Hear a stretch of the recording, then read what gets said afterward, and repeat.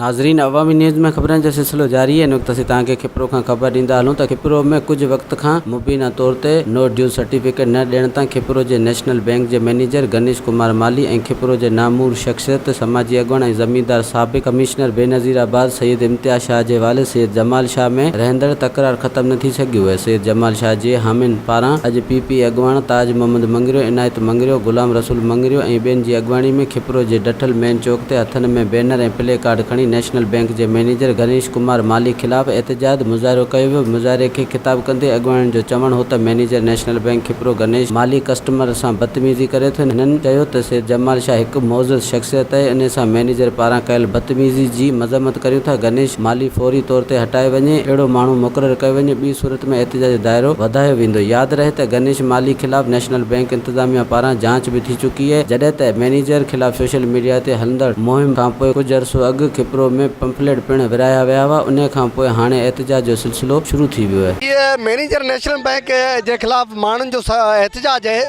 National bank के manager जो माण्हुनि सां रवैयो मौजूदनि सां, किपरे जे मौजूदनि सां ऐं मुलाज़िम पेशा अफ़राद सां तमामु ख़राबु रवैयो आहे। उनजे करे माण्हू जेको आहे सो हिते बज़न थी चुका आहिनि। इन जे रवैये जे करे हिन बैंक में एजेंट माफ़िया सरगर्म आहे, एजेंट तमामु घणा आहिनि।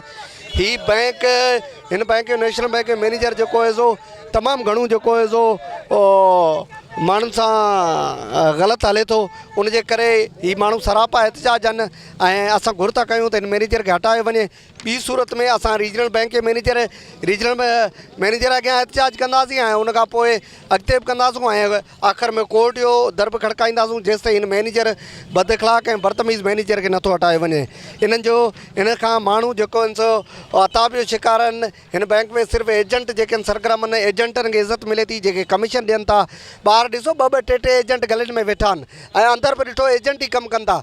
मुलाज़िम त हिननि जा कम ई कोन, सरकारी मुलाज़िम हिकिड़ो ॿ टे आहिनि, ॿिया सभु एजेंट अंदरि बैंक में आहिनि, एजेंट ई कमु कनि था। सरापा एहतजाज ऐं मुसलसल महीने खां ऐं चऊं था त आला अमलदारनि खे त मैनेजर बैंक मैनेजर गणेश माली खे फ़ौरन तौरु हटायो वञे, जेको बदतमीज़ तमामु कस्टमर सां ॻाल्हाए थो, बुज़ुर्गनि खां बि बदतमीज़ी करे थो ऐं जाइज़ कम लाइ बि उनखे बदतमीज़ को लिफ्ट कोन्हे, जेको अचे थो बदतमीज़ी ॻाल्हाए थो, एजेंट ज़रिए कमु करे थो। असां चऊं था फुल फ़ौरन खे हटायो वञे। बैंक में वेठा आहियूं ऐं तव्हांजे साम्हूं बैंक में वेठो आहियां।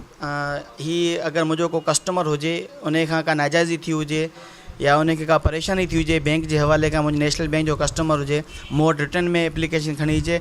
अगरि उन जो नाजाइज़ी जो अगरि अज़ालो न थिए त पोइ उहो रिटर्न में अॻियां बि कंप्लेन करे सघे, जेको प्रॉपर प्रोसीजर आहे।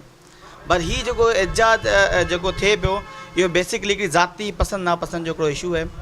बहरहाल आउं हिन में कुझु कोन थो चई सघां। मुंहिंजो मौक़िफ़ इहो ई कि मुंहिंजो कस्टमर हुजनि, मूं वटि अचनि, हुन खां को प्रॉब्लम आहे, को मसइलो आहे बैंक जे हवाले खां, ऐं बिल्कुलु पाबंद आहियां हुनजा मसइला हल करण। वधीक ख़बरनि ऐं तफ़सील लाइ विज़िट कयो अवामी news Facebook page, YouTube page ऐं